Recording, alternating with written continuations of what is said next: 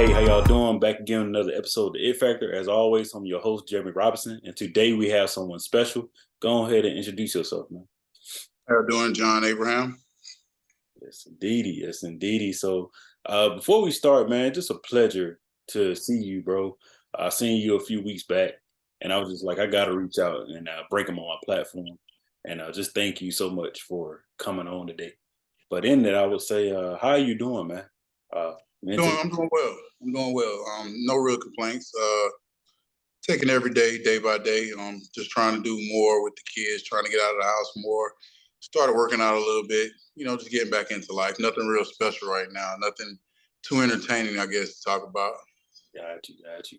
All right, man. So, in that, I would say, while you were in the league and things of that nature, what are some things that happened to you to make you say, I should have been more self-sufficient and I should have kind of learned some things on my world of growing up and different things of that nature?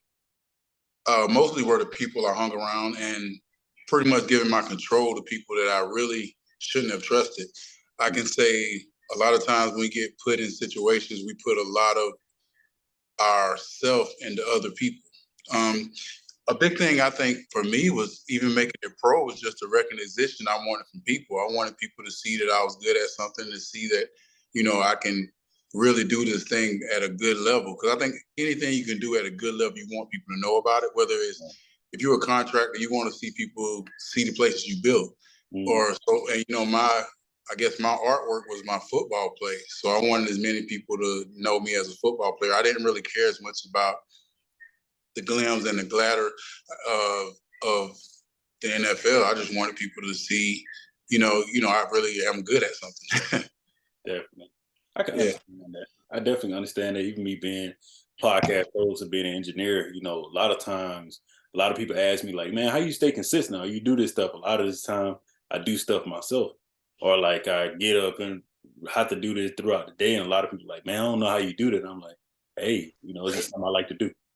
It's definitely a gift and a curse, man. I think one thing I think it's getting better now because we're a lot more people are recognizing the scam artists or the people that are not good in the NFL or in the NBA or in any kind of major league sport. A Mm, lot of the characters that have been, I guess, taking advantage of young guys and doing certain things have a lot of them been weeded out. So I think that's a good thing the NFL has done and NFLPA. They've done a good job of weeding the bad guys out, I guess you can say. got you, got you. So in that, man, tell me some of the joys, of playing in the NFL, and also like from you being drafted to the last game you played in. I think the biggest joy of getting in the NFL, and I think for anyone in life, even with you, what you're doing in life now, is to complete the dream that you always wanted to live. Mhm. To get to that simple thing that you work for. Like the moment you think about something in your life you want to do, that's when your journey starts. And my journey started probably when I was a kid, wanting to be an athlete, wanting to do something, then getting the opportunity to practice it, then get an opportunity to play it, and then end up going to the highest level they have at it. I mean, so you can't really knock anything about that. So the biggest thing for me getting to the NFL was just that release. And I Mhm. think a lot of times that's the big thing we get. We can, like I said, the journey is great, but when you finally get to where you want to go, you can just finally relax. You can take a breath. So getting to the NFL for me was that. It wasn't even the money stature that I really was chasing. It was Mhm. more of just the dynamics of having people like me for something that I was doing. Like a lot of times, a lot of stuff is selfish, but this is more for like I wanted people to know that I'm good at this thing, like I said earlier. And I think my first game was pretty crazy, but my last game, it was tough because I knew then I had mental issues. I knew then that something was wrong with me, and I ended up getting a concussion in that game, my last game, and it ended up being the last one of my career. I mean, I didn't know it, but something didn't feel right that whole day. Something didn't feel right that whole week. Something didn't feel right that off season. It was Mhm. just like something just didn't feel right. And I got in the game and got another concussion, and it ended up being the end of my career. So that's a tough way to go because I think any man, any person, when you leave a job, you don't want to get fired. You don't want to get like well, some people do want disability, but you don't want disability. You want to walk away from the job. If you truly love the job, it's not a job. So it's something that you love to do. You want to walk away from when you feel like it. When you feel like, okay, I'm drained, I'm done, I'm ready to move on to something else in life. But that was taken away from me from my, from I guess my injuries. And I wouldn't say it was a bad thing because I did get 15 years. 15 years seemed like maybe 3 months, man. Like 15 years went so fast that I didn't really appreciate it like I wanted to. Even though it's 15 years, people can say like, man, I enjoyed it, da, da, da, da. But looking back, I was like, man, I didn't appreciate the sport like I should have. Got you. Got you. So in that, man, what is your it factor? Why you do what you do? Jolie. Okay.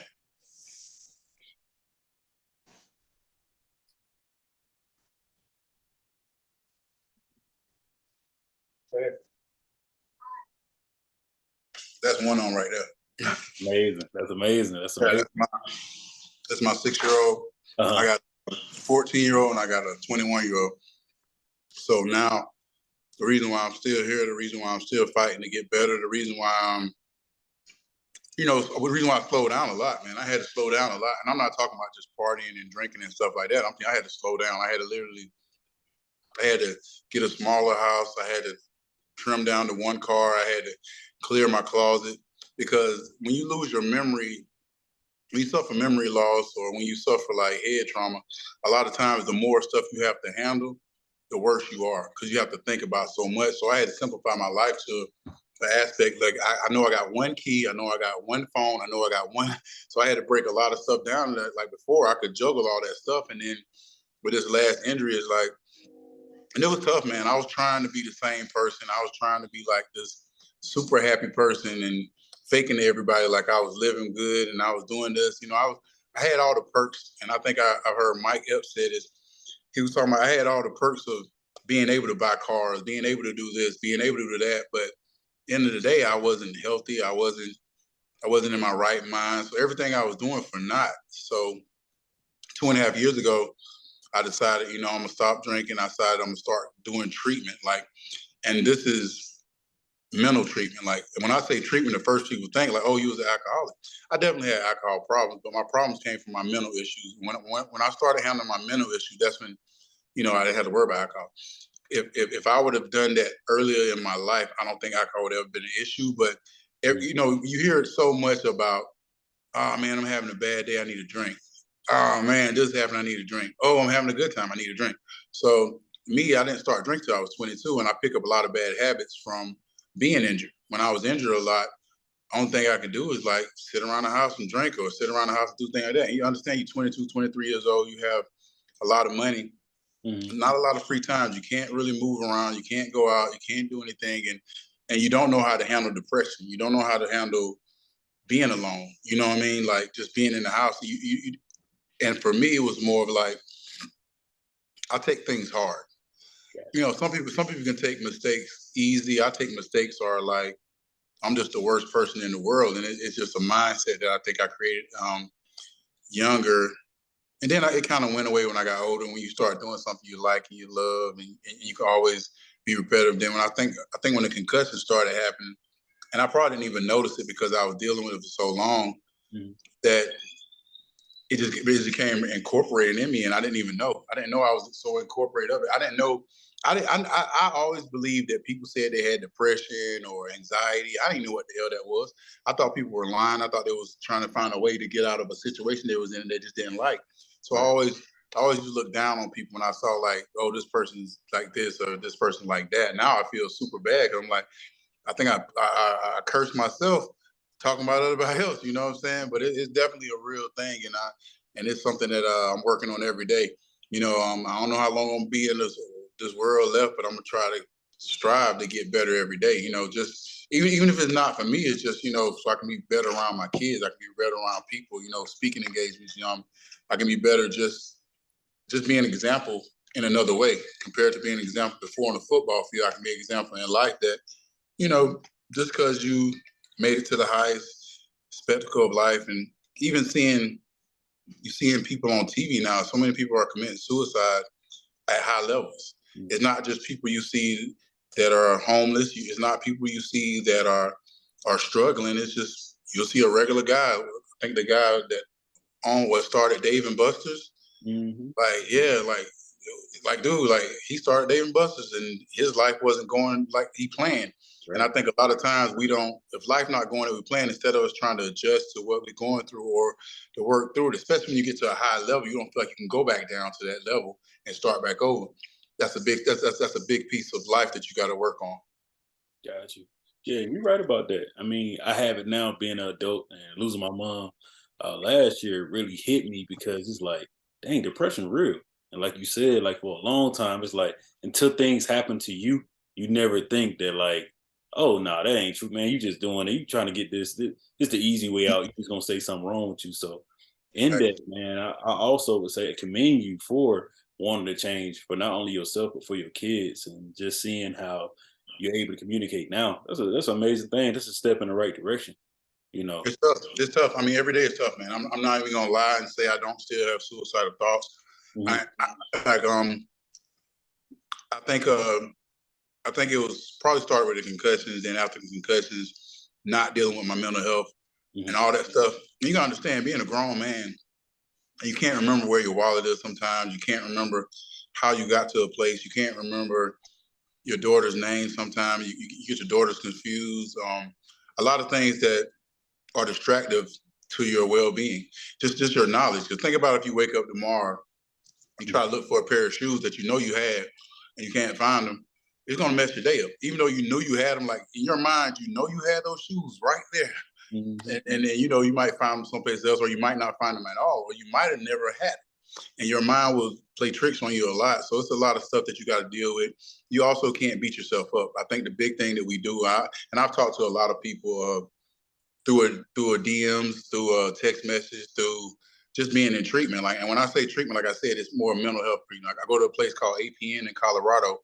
Mhm. I've been 3 times in the last 2 years, and it talks a lot about DBT, CBT. It talks a lot about the mental aspect of letting stuff go, the mental aspect of understanding that everyone is an individual, even from your parents to your kids. Like we're human.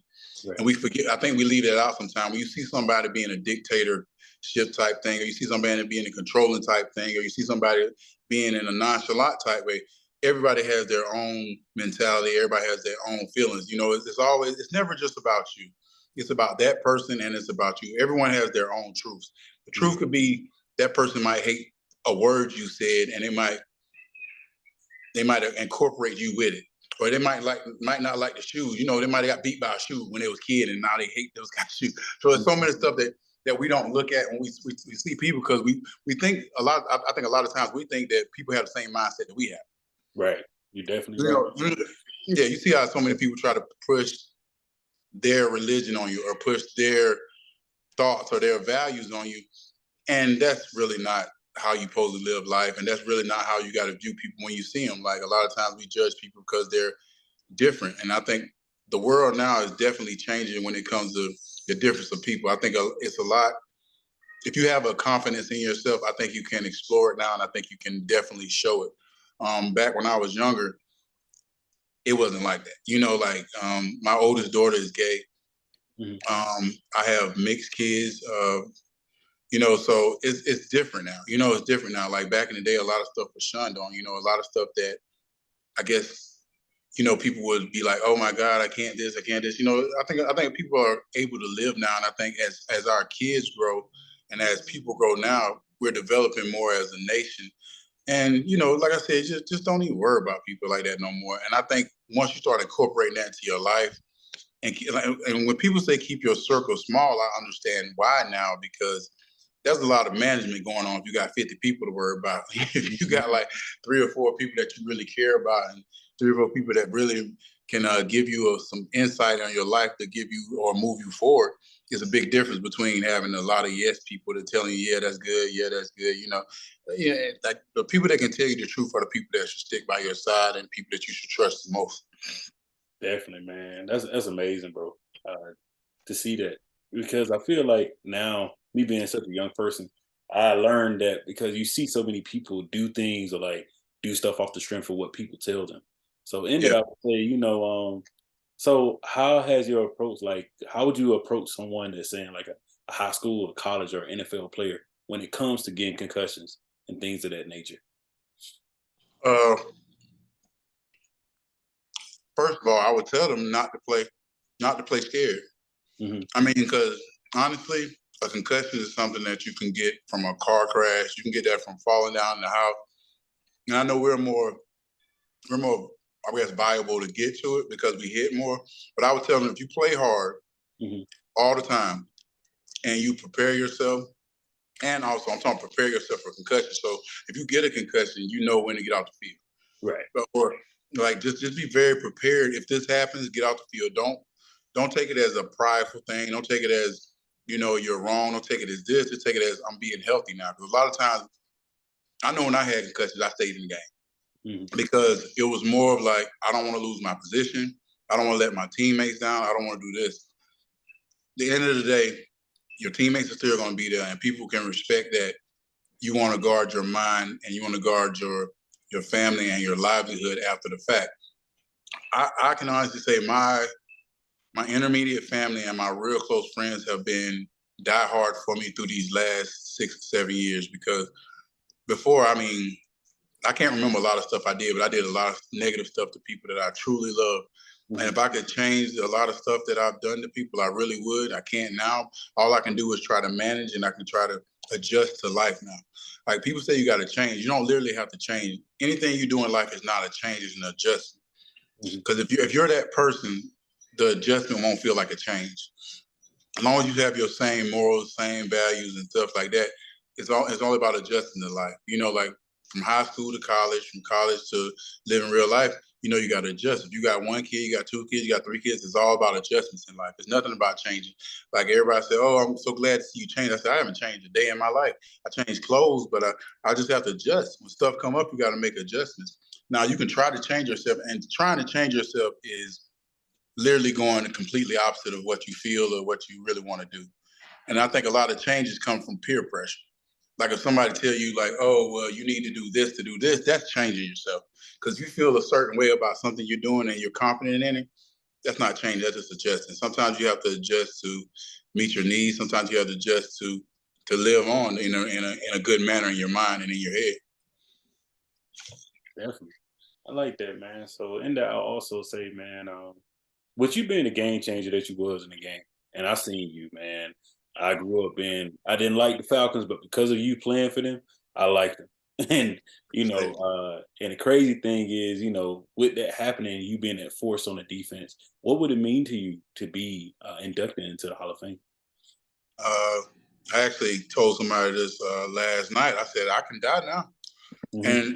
And she was like, "What you mean?" I was like, "I can die now." I was like, being in the Hall of Fame for me is probably because I don't really celebrate any other awards I get. Like I made Pro Bowls. I've been inducted to the University of South Carolina Hall of Fame, the Senior Bowl, but that wasn't my job. Hmm. What I did for my career was the NFL, and if I can get in the NFL Hall of Fame, I'm good. I think I met all the things I wanted to do in life, and that's something that can literally live on forever. Not saying the college stuff can't, not saying all the other stuff can't, but NFL was the pinnacle of what I did for my life. And if I can make the Hall of Fame in that, it's almost like if you're running a business, you want to be your own CEO. You want to be the top guy. You want to be the boss. When you make it to the boss, like for me to make it to that would be it'd be astonishing. Like I think that would be the only thing that I would superly be proud of. And not saying I'm not proud of any other awards, but you gotta understand, like I know the awards came from me going to the NFL. Because I think the college stuff I got, the University of South Carolina things, if I would have never made it to the NFL and got the opportunity to put the numbers up I put in the NFL, I think a lot of stuff that happened in my past would have never happened. So that would be, yeah, that would be good for me. Like for me personally, that would be the pinnacle of my life, like period blank. Because most people know me as a football player, they don't know me as a person. Hmm. So for me, that'd be beautiful, and also it'd be something my kids can literally talk about forever. Got you. And in that, man, what your mom instilled in you, me coming from a single parent home, you coming from a single parent home, what are some of those traits that you now help you being a black father? I can honestly tell you, man, and I'm not trying to take anything from my mom. The Hmm. best thing I got from my mom was not to be like her. Like my mom worked so hard, she didn't have time to really love us like that. And but I understand why. You know, she wasn't very affectionate. So for me, I try to be affectionate to my kids, even though sometimes I still feel uncomfortable because I didn't have the same thing at home. But I try to come to all their games. I try to pick them up as much as I can. I try to make them feel loved without loving them. Like, doing things that, I don't always be around. I don't always, but when I'm around, I try to show up at real events. I try to hug them. I tell them I love them. You buy them things, you do certain things that keep their mind, knowing that,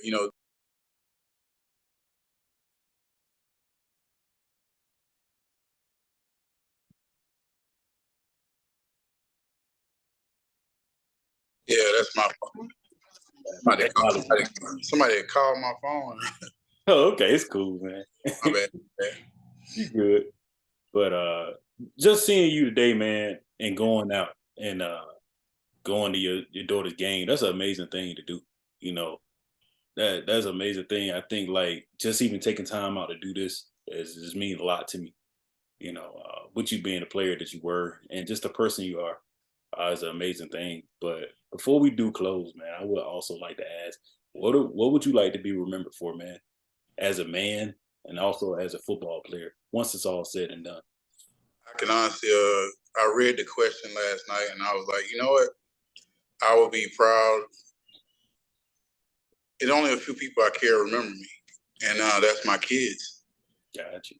And I can honestly be like, I literally sat there and thought about like what I want to be remembered for, and I was, some people like, I was like, I don't really care if my name's on the building. I don't really care if my name's here or there. I'm like, I got three daughters. I got 21-year-old, 14, and 6. I said, will they remember me? And I said, the only way I can leave that memory with them is being around them and doing things that I'm doing now. And I think football is a beautiful thing, but it took me away from a lot of stuff I missed in my kids' life. And when I leave this earth, I really don't care if nobody else don't talk about me. I like honestly, if the three girls that I made, the real thing I made in life, like the real thing I made, you can say I helped these people with this or this, and I have a lot of friends. If they don't ever speak on me again, that's fine. But if my kids never say anything about me, that'll be hurtful. So when I leave this earth, I hope that this little girl over here, Hmm. I hope my other two older girls, I hope the first thing they can talk about is like my dad was this and my dad was that, compared to not having anything to talk about. Like, because I know my father, I, I don't really have a lot to say about him. I mean, I can I can talk about what people said, but I don't have good memories. I don't have the memories of, yeah, me and him doing this or me and him doing that. Like that's the kind of thing that I want to leave. I really thought about it, man. I was like, do I want to leave? I don't care about like if anybody talks about the NFL when I played. I don't care about it. And like literally, will my kids speak upon me at all? Like that'll be the worst thing if kind of like how me and you might speak on our dad. We probably like, yeah, he wasn't really there. And Right. that's it. That's kind of all. That's kind of all you're gonna get. Like, Mhm. yeah, I might look like him. I don't know. Who do you act like? I don't know. I probably act like him. I act like her. I want my kids to be like, yeah, my dad was this. My dad was that. My dad they can talk all about my NFL, but mostly I want them to talk. My dad was just always at my games. My dad was always there for Christmas. My dad was there for Thanksgiving. My dad, you know, he might have missed us, but he made it up this way. That's the kind of thing I want to leave. Like that's probably my biggest thing now. And like being away from football, I don't care about all the business stuff. I don't care about all the football. I don't care about the gifts and everything. Like they were my gift and I wasn't theirs. So that's big for me right now. I like that, man. I like that. Like you said, I grew up without my dad, so just Yeah. even now trying to mend up a relationship, it kind of my wife look at me like, "Hey, how's?" I'm like, "Look, I'm fine." Look, when we have children, just know I'm gonna be there. Yeah, I'm gonna be there and I'm gonna be present. I feel exactly. like that's a real thing, and I hate that a lot of black males like us go through that. No, But no before we doubt, no doubt. definitely, man. But before we do close, man, I would say, how was your time as an Atlanta Falcon, man? If you can remember any, how was your time, man? Uh, Best time of my life. Got you. Like from '06 to 2012, Yes, sir. literally was the best time of my life. And I say that because when I got drafted to New York. And not saying New York wasn't good, but I'm a Southern boy. And getting drafted to a team that you really didn't want to go to, but you get an opportunity to play football, so that's good. And then I got a different coach than I had when I first got there. So that was awkward. So I had to, change. But when I got to Atlanta, I got closer to home because I'm from South Carolina. The owner was a different type owner. The coach I finally got was a different type coach. I was able to see family more. I was able to travel from South Carolina to Atlanta way better, man. And just the aura of the people in Atlanta back then, not saying it's changed now, but they're not really winning and stuff, and it's kind of up and down. Right. It was amazing, man. And the building I'm still in now. At one point, T.I. used to live here, Jeezy, BMF was in this building. It was like everybody. So this is back in the day. So when I came to Atlanta, and also they gave me a 6-year deal for $45 million. So back then that was like huge money. Now it's kind of like, you was all right. But a lot of things changed because you found that stability in life. So being in Atlanta, now I definitely made some mistakes while I was here. Made a lot of mistakes, a lot of bad judgment calls. But I can say it was probably the pinnacle of my life, and I can honestly say 06, 7, 8, 9, 10, 11, 12, probably the pinnacle of my life. That's probably the only time I really felt like I was stable. With a lot of instability around me, I think that was the most I ever felt like just at home. Like I'm here now, I still live in Atlanta. It don't feel like home like it used to be because you're older now, and but I still have my kids here. But it's still home. I just don't really do as much as I used to. So Atlanta was definitely a beautiful place to be, and it still is now. Got you. That's amazing, man. And also, bro, I'm here, man. You ever need anything or want to have an in-person conversation? My studio here, man. You welcome. And I wish I knew that before. I would have been like, man, you can come to the studio, man. But definitely look forward to building a network with you and seeing you grow and just seeing you be the person you are. Yeah, I ain't really grown. I'm just getting older, boss. I got you. Hey, you get older. Hey, you okay? Hey, yeah, I'm 44. I'll be 45 in a little while, so it's good. Yeah. That's all right, man. That's all right. So, do you have any questions for me before we close up? How do you feel about Atlanta this year? Well, just Atlanta, period. I mean, because I don't know exactly how you feel about Atlanta. Because you say you're here, but how do you feel about Atlanta? Like, I guess you can talk about the football team, but also because now we have so much more media and we see how bad Atlanta is getting.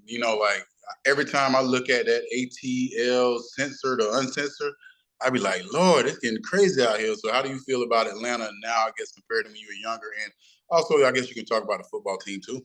Yeah, so man, I being from Port Valley, Georgia, so I'm from South Georgia, and coming up here from time to time to see my auntie and my family that's in Atlanta, and going to Clark Atlanta University. It just was an amazing experience during those times. But Atlanta now living here, I just get tired of seeing the bad news. I get tired of kids killing kids. It bothers me. I was on a podcast episode with the head coach of Langston Hughes. They won the state championship, and we talking about all the highs and stuff. And then I had to ask that question, about violence and like, what are you doing to kind of hit that and kind of make those changes? And my thing that gets me is I want to see change and get Atlanta back to what it was before, especially being a black mecca and there's so many great black people here.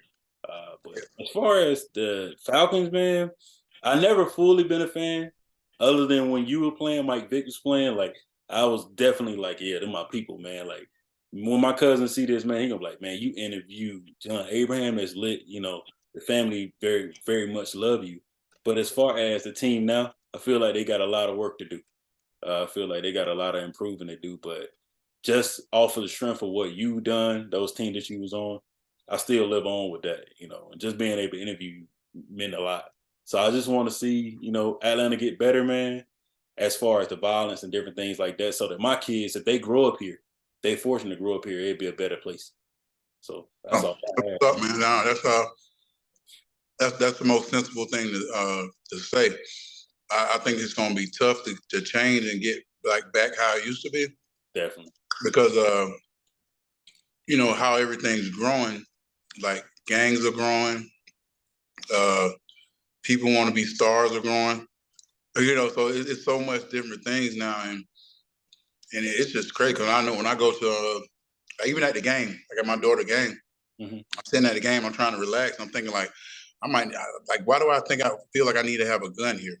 I'm just at a game, and I hate that, but they have metal detectors, and now like you go to games and stuff. But like in my mind, I'm sitting here thinking like, yeah, why man. do I feel uncomfortable? And as a rational young man, we shouldn't in our mind we shouldn't want to have to go to a sports event or go to a certain thing and thinking like, am I protected? You know what I mean? Or am I safe here? And it's just sad that I don't think it's gonna get any better, man. I mean, you pray and you try to save as many people as you can, and you try to, get to the younger people and stuff like that. But it's tough, man. It's tough with the social media and so much stuff that are validating the things that we're trying to negotiate away from. So it's tough, bro. It definitely is, man. And with my wife being an educator, she have a story every day about these kids. So I just be like, bro, what they did, what did they? So that's why I keep doing this podcast and keep doing stuff like that, because at least somebody sees it and says, oh, dang, you can do that. I can do that. Yeah. So that's a step in the right direction for me. But thank you for the day, brother. Get back to your What's day, up, man? man. And I look forward to keep building the network, bro. And I'll be talking to you soon. All right, man. Appreciate everything, bro.